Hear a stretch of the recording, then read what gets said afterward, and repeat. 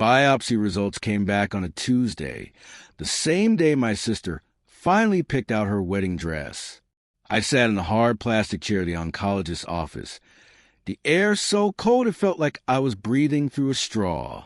The doctor, a kind woman with tired eyes, kept her voice soft, as if that would somehow soften the news. It didn't. She told me I had stage 4 pancreatic cancer, that it had already spread, that we weren't looking at years or even many months. She mentioned clinical trials and pain management and quality of life, but those words floated past me like leaves on a frozen river. I couldn't grab onto any of them. All I could hear was the blood rushing in my ears and the quiet hum of the fluorescent lights overhead. I was 34 years old. My husband, David, was waiting for me at home with a pot of coffee and a list of weekend errands. My daughter, Lucy, had just turned 6 and was learning to tie her shoes. And I was being told, in so many words, that I would not see her lose her first tooth. I would not teach her to ride a bike without training wheels. I would not watch her walk into a kindergarten classroom, backpack bouncing, hair in pigtails. The doctor asked if I had questions. I had 1,000, but none of them fit in my mouth. I shook my head, stood up, and walked out into the hallway like a ghost already practicing for what came next. The parking lot was blindingly bright. I sat in my car for 20 minutes before I could turn the key. My hands were shaking so badly I could barely grip the steering wheel. I called David. He answered on the second ring, his voice light, asking if I wanted him to pick up milk. I told him I was coming home and that we needed to talk. He went quiet. He knew, not the details, but he knew. A husband always knows when the air changes. When I walked to the front door, Lucy was drawing at the kitchen table, her tongue poking out in concentration. David was standing by the stove, pretending to stir something that didn't need stirring. I asked my mother, who lived with us, to take Lucy to the park. She looked at my face, nodded without a word, and gently guided our daughter out the door. The moment the lock clicked behind them, David crossed the room and wrapped his arms around me. He didn't ask. He just held on. And I told him, my voice breaking into pieces, that I was dying, that the doctors couldn't fix it, that I was so sorry. He didn't cry at first. He just held me tighter, his face buried in my hair, his body trembling. Then he pulled back and looked at me with an expression I will carry with me for whatever time I have left. Absolute devastation mixed with something fierce and unbreakable. He said, "We fight. Whatever time you have, we fight, not for a cure, for every single day, for Lucy, for us." I nodded because I didn't have the strength to argue, even though I knew what fighting meant now. It meant accepting the unacceptable. It meant making peace with an ending I never imagined. That night, after Lucy was asleep, we sat on the couch in the dark. David held my hand like it was made of glass.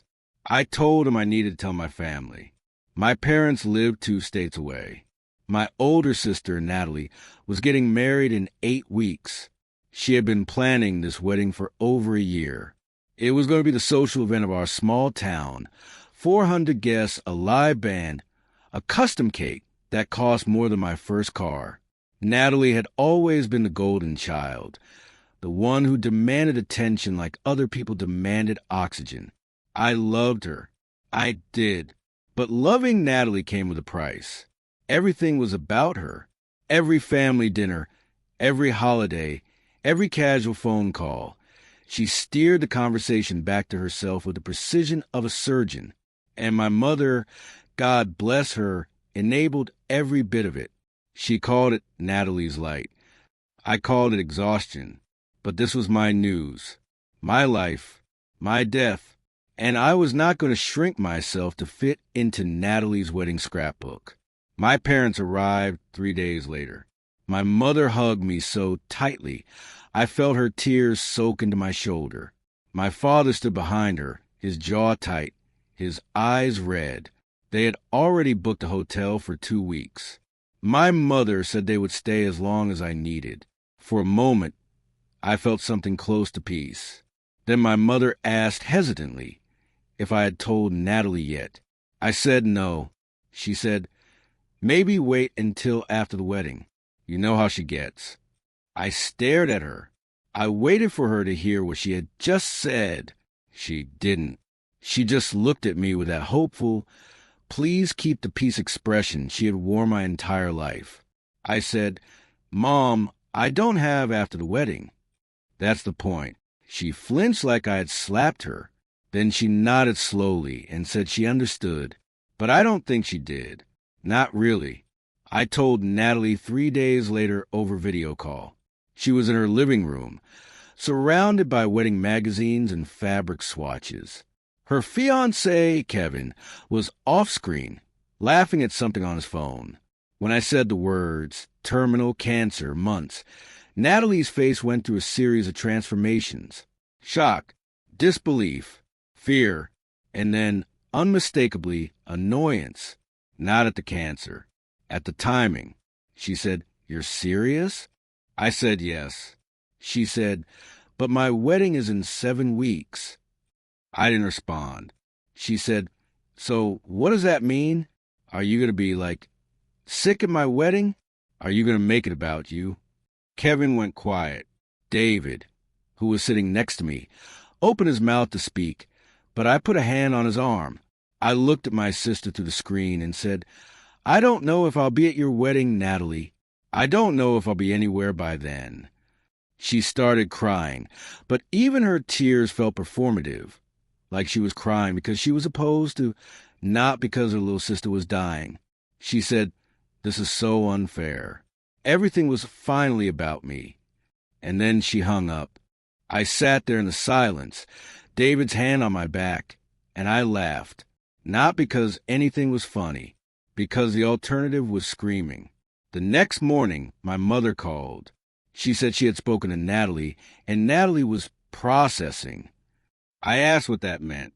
My mother hesitated, then admitted that Natalie had suggested I keep things low-key until after the wedding, that maybe I shouldn't tell extended family or post anything on social media, that people would be distracted during her big day if they knew.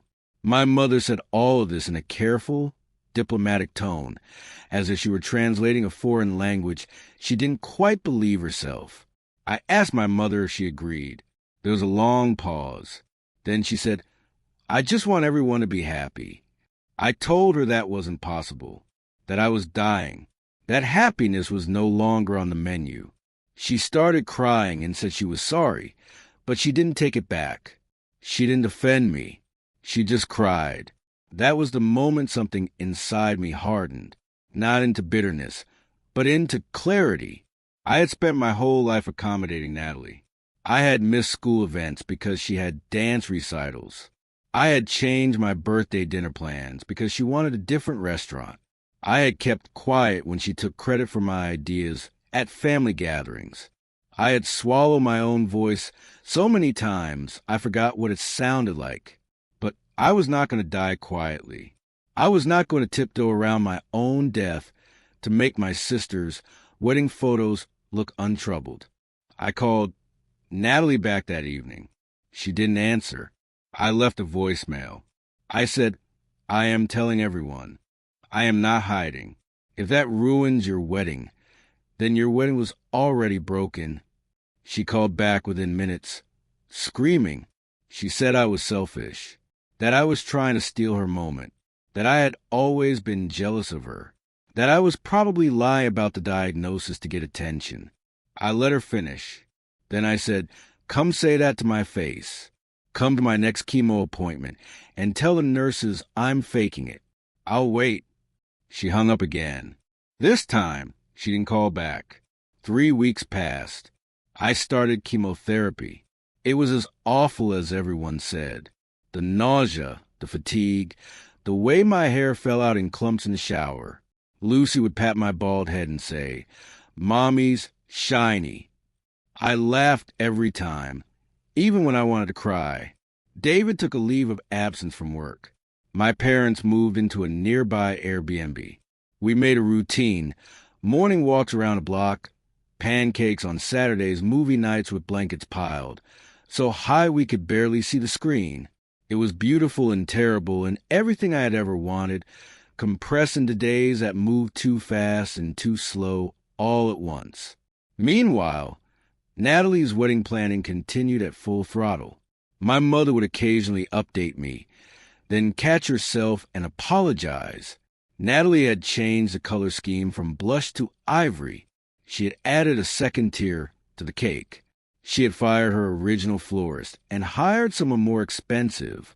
My father, who was quietly paying for most of it, looked more exhausted each time I saw him. He never said a word against Natalie, but he also never asked me to be quiet. He just hugged me longer each time we said goodbye. Then came the phone call that changed everything. My mother-in-law, Helen, was a different kind of difficult. Where my family was passive-aggressive and conflict-avoidant, Helen was a bulldozer. She had opinions about everything: our house, our parenting, our finances. She had never liked me. Not really. She tolerated me because David loved me. But she made it clear at every family gathering that I was not her first choice for her son. She was a widow, sharp-tongued and fiercely loyal to her 2 children. Her daughter, David's sister, lived across the country and rarely visited. So Helen poured all her intensity into David and by extension me, but never warmly, never kindly. It was always a test, always a negotiation. I had not told Helen about my diagnosis yet. David wanted to. I asked him to wait. I knew how she would react. Not with grief, but with inconvenience. Helen saw everything through the lens of how it affected her. And right now, the only thing affecting her was Natalie's wedding, which she had been invited to as a guest. Helen loved weddings. She loved the pageantry, the attention, the chance to dress up and be seen. She had already bought her outfit, a champagne-colored dress that was, in my opinion, far too close to white. She had been talking about Natalie's wedding for months, as if it were her own daughter getting married. I finally agreed to tell her on a Sunday afternoon. David invited her over for coffee. She arrived with a casserole and a stack of wedding magazines, already chattering about seating arrangements and appetizers. David sat her down in the living room. I sat across from her, my hands wrapped around a mug of tea I had no intention of drinking. I told her I was sick. I told her it was terminal. I told her I had months, maybe less. Helen blinked. Then she said, "Well, that's unfortunate timing." I waited. She continued, "Natalie's wedding is in 5 weeks. You know how much she's been looking forward to this. And your mother has been so stressed already. Don't you think it would be better to keep this quiet until after?" She said it so casually, like she was suggesting I postpone a dentist appointment. David stood up. I could see the vein in his forehead throbbing. He said, "Mom, stop." Helen looked at him, genuinely confused. She said, "What?" "I'm just being practical. No one is saying she shouldn't tell people eventually. But why ruin a wedding? Why make everything so dramatic?" She turned back to me, her eyes cold and assessing. "You've always been a bit dramatic, haven't you?" I set my mug down. My hands were shaking, but my voice was not.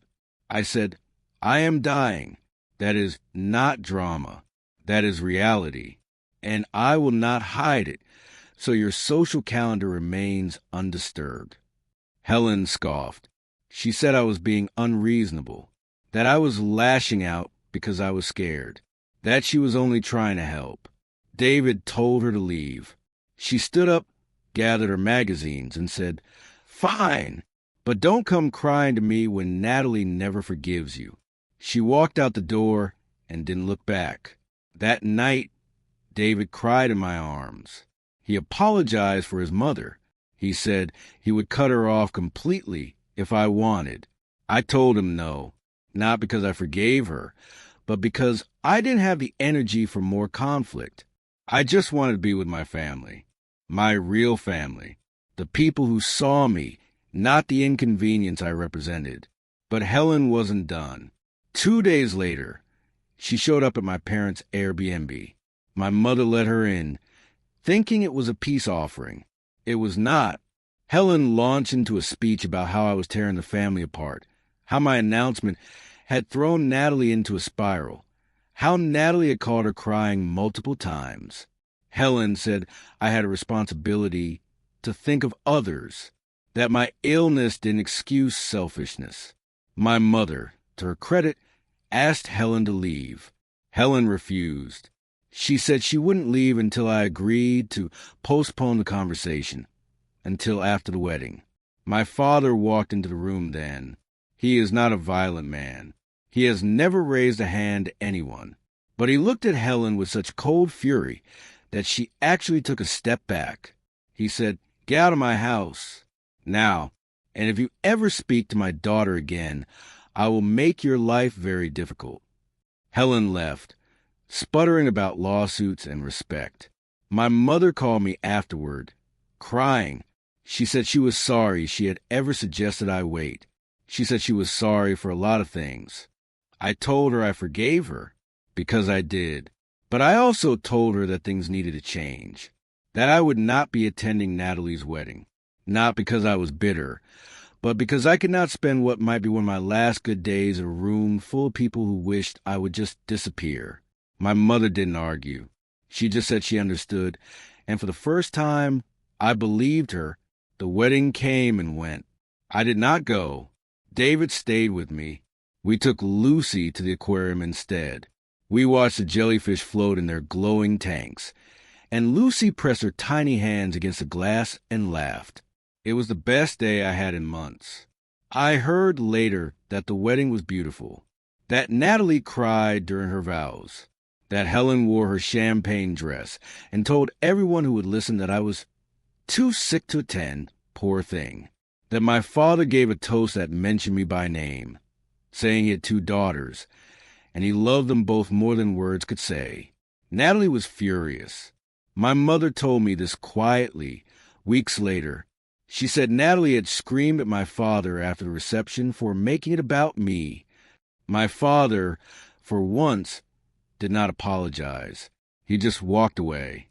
A month after the wedding, I received a letter. It was from Helen. She wrote that she had been thinking about what she said and that she was sorry. But then she added, "I still think you could have handled things differently. A little grace goes a long way." I burned the letter in the backyard fire pit. David held my hand as the ashes floated up into gray sky. Natalie did not come to see me. She called twice, but both times she talked mostly about her honeymoon and her new house.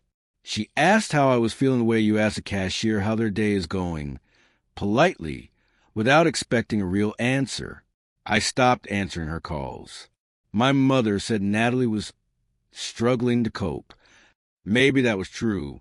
Maybe it was easier for her to pretend I wasn't dying than to face it. But I no longer had the luxury of pretending. Every morning I woke up, I checked to see if I still had feeling in my fingers. Every night I went to sleep, I wondered if I would wake up. I did not have time to manage my sister's feelings. The months that followed were both the hardest and the most beautiful of my life. I watched Lucy lose her first tooth. I helped her write a letter to the tooth fairy. I sat with David on the porch swing and told him every memory I wanted to pass on to our daughter, my grandmother's recipe for apple cake, the way I liked my coffee, the name of the first boy I ever kissed. We laughed until we cried. We cried until we laughed. My mother came over every day to cook. My father built a birdhouse with Lucy in the backyard. We celebrated my birthday early, just in case. I turned 35. It was the best birthday I ever had. Helen never apologized sincerely, but she did send a card on my birthday with a check for $50. David returned it with a note that said, "We don't need your money. We needed your kindness. You were out. She tried call a few times. He didn't answer. He told me later that he had made peace with losing his mother. He said, she lost herself a long time ago. I just finally stopped pretending otherwise. The last conversation I had with Natalie was over text. She wrote, I heard you're not doing well. I'm sorry. I love you. I wrote back, I love you too. But love isn't enough if you can't show up. She didn't respond. I don't know if she ever will. And I've made peace with that too. But the story did not end there, because grief and illness have a way of stretching time into something unrecognizable. In the weeks following the wedding, my body began to change in ways I hadn't anticipated. The chemotherapy was no longer working. The doctor said it with gentle faces and carefully measured words, but the message was the same. We were running out of options. I remember sitting in that sterile office again, David's hand gripping mine, so tightly that my fingers turned white. The oncologist mentioned a clinical trial in another state, but she didn't recommend it. She said the travel would be hard on my body, and the chances of success were minimal. She asked what I wanted to do. I looked at David. He looked at me, and for the first time, I saw something break behind his eyes. Not hope exactly, but the pretense of hope, the thing he had been holding on to for both of us. I said I wanted to go home. I wanted to stop treatments. I wanted to die in my own bed, surrounded by my own things, with my daughter's drawings on the refrigerator and the smell of my mother's cooking in the air. The doctor nodded. She said it was a brave choice. I didn't feel brave. I felt tired. I felt like a candle that had been burning too long, the wax pooling at the bottom, the flame sputtering. I felt like I had already said goodbye to so many things, and now I had to say goodbye to the idea of more time. More time was no longer a gift I could receive. It was a door that was slowly closing. David drove us home in silence. The autumn leaves were turning brilliant oranges and reds against a pale blue sky. I remember thinking how strange it was that the world kept being beautiful even when everything inside me was falling apart. We pulled into the driveway, and Lucy came running out the front door, her arms open wide. She had made me a card at school. It said, "Get better soon, Mommy," with a drawing of a rainbow and a cat. I held her so tightly she squirmed. I didn't tell her that I wasn't going to get better. I couldn't. Not yet. Not like that. So I just kissed her forehead and told her I loved her more than all the stars in the sky. That night, my parents came over for dinner. My mother made my favorite, chicken and dumplings, the recipe her grandmother had taught her. We ate in the dining room, the same room where I had celebrated every birthday and every holiday of my childhood. Lucy sat next to me, chattering about school and her friends, and a boy who had pulled her hair on the playground. My father told one of his long, meandering stories about growing up on a farm. David laughed at the punchline, even though he had heard it 100 times. And I sat there, watching all of them, feeling a love so immense it felt like drowning. This was what I would leave behind. Not the arguments with Natalie, not Helen's coldness, not the wedding or the drama or any of the noise.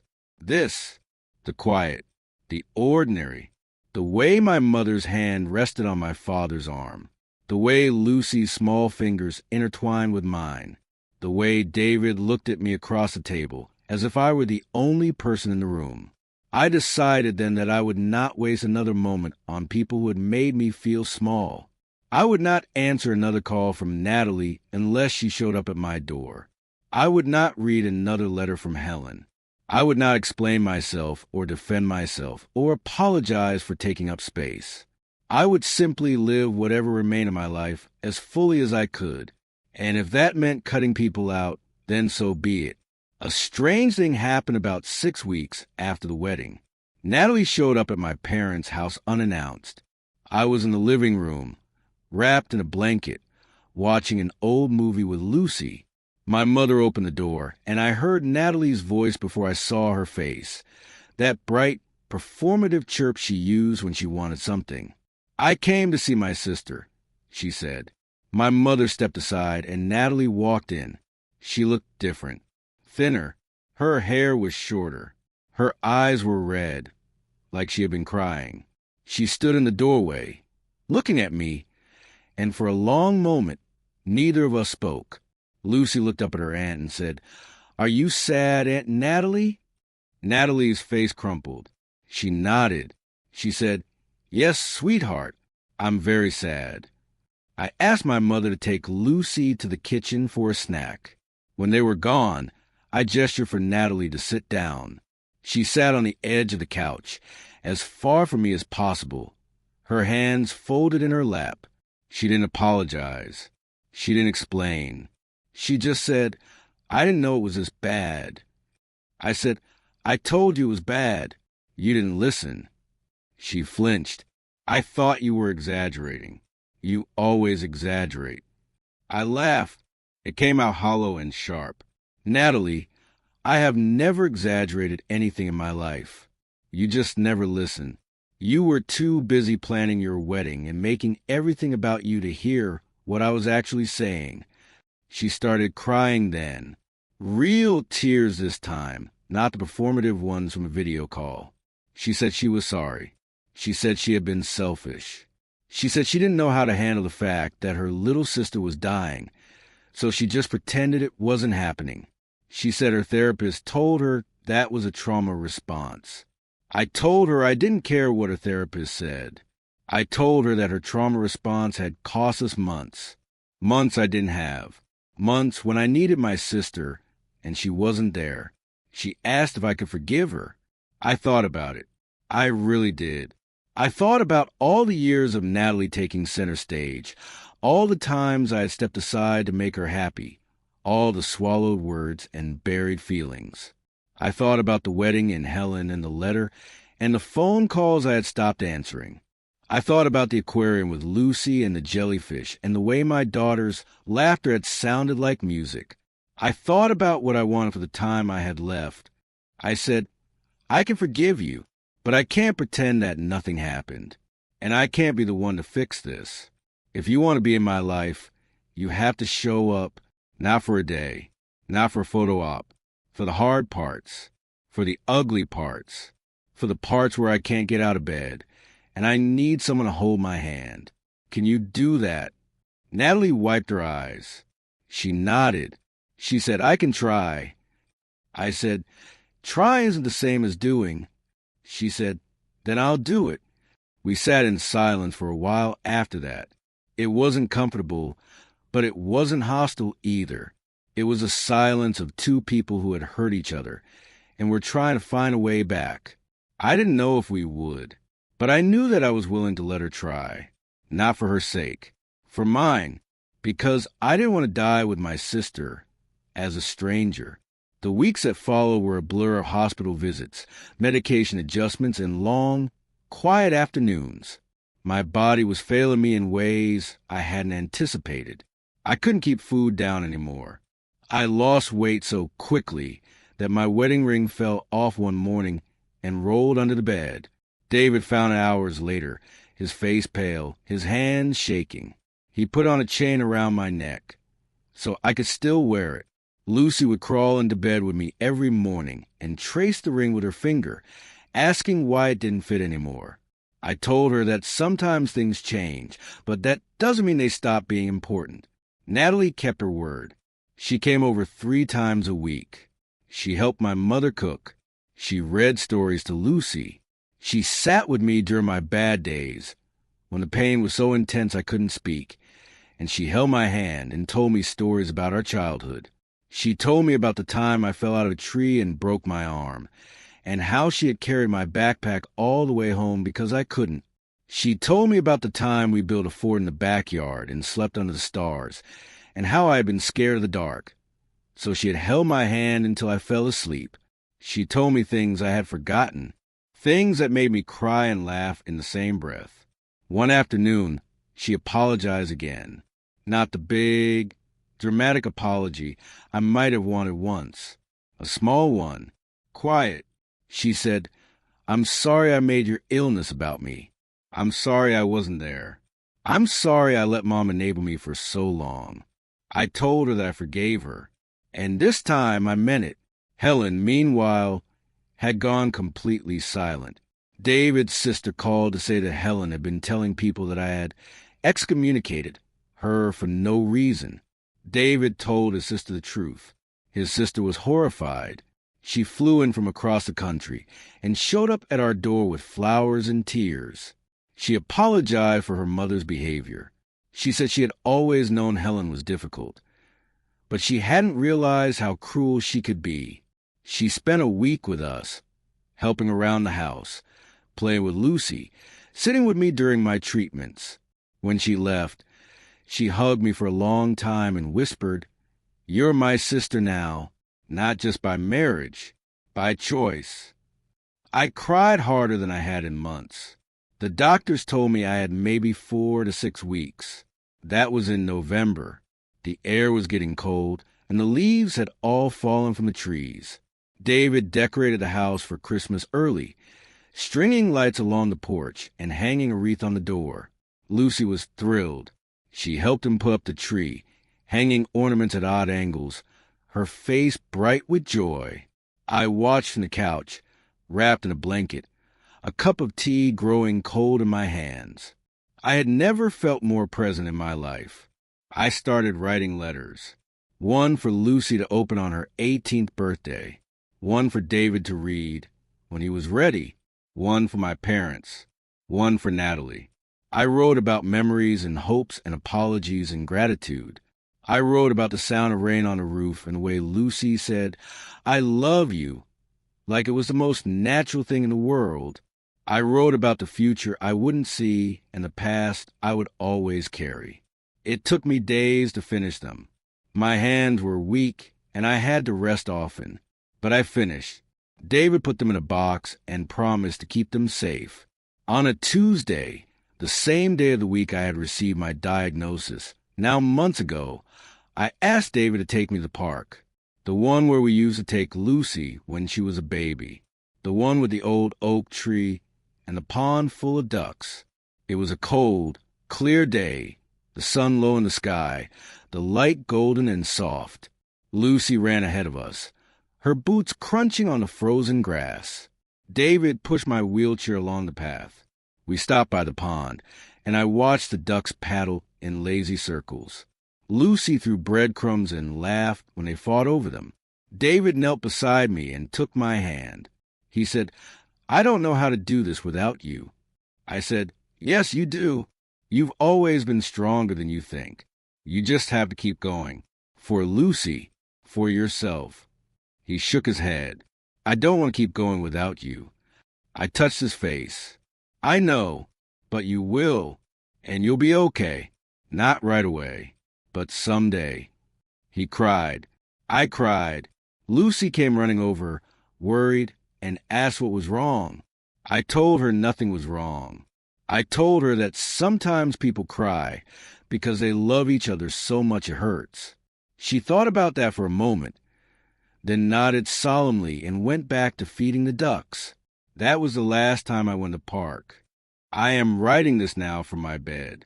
It is early morning. The sun is just coming up over the trees. David is asleep on the couch next to me, Lucy curled up on his chest. My mother is in the kitchen making pancakes. My father is outside watering the tomatoes. I can hear a bird singing somewhere in the distance. I am in pain most days now. The doctors have increased my medication. I use a wheelchair when I leave the house. But right now, in this moment, I am not in pain. I am just here. I am just present. And that is enough. Natalie came yesterday. She sat with me for hours. We watched old home videos on a laptop, birthdays and holidays and vacations. We laughed at our matching bowl haircuts and our terrible fashion choices. We cried when we saw our father, younger and stronger, lifting us both onto his shoulders. Natalie held my hand and said, "I'm going to miss you so much." I said, "I know. I'm going to miss you too." She asked if I was scared. I said yes. I said I was terrified, but I was also ready. Not because I wanted to die, but because I was so tired. So tired of fighting. So tired of hurting. So tired of saying goodbye. She nodded like she understood. Maybe she did. Helen never came. She sent another letter, this one longer, full of excuses and justifications. I didn't read it. David threw it away. He said he didn't want to spend my last days carrying her guilt. I thanked him, and then I let it go. Lucy doesn't fully understand what's happening. She knows I'm sick. She knows I'm not going to get better. But she doesn't understand what that means in the long, hollow way that adults do. She thinks death is like going to sleep. I don't correct her. Let her keep her innocence a little longer. She will learn soon enough. I have been thinking a lot about what I want my legacy to be. Not in the grand, world-changing sense, but in the small, everyday sense. I want Lucy to remember my laugh. I want David to remember the way I looked at him when he walked into a room. I want my parents to remember that I loved them fiercely and completely, even when I didn't say it enough. I want Natalie to remember that forgiveness is possible, even when it's hard. I don't know how many more mornings I have, but I know that I have this one, and I will not waste it on people who made me feel small. I will spend it exactly like this, surrounded by love, by the people who never asked me to be quiet, who never asked me to postpone my dying for the sake of a party. If there's anything I want people to know, it is this. You are not an inconvenience. Your pain is not a burden. Your story is not a distraction from someone else's celebration. You have every right to take up space, even when that space feels too small for everything you're carrying. Especially then. I told my family the truth.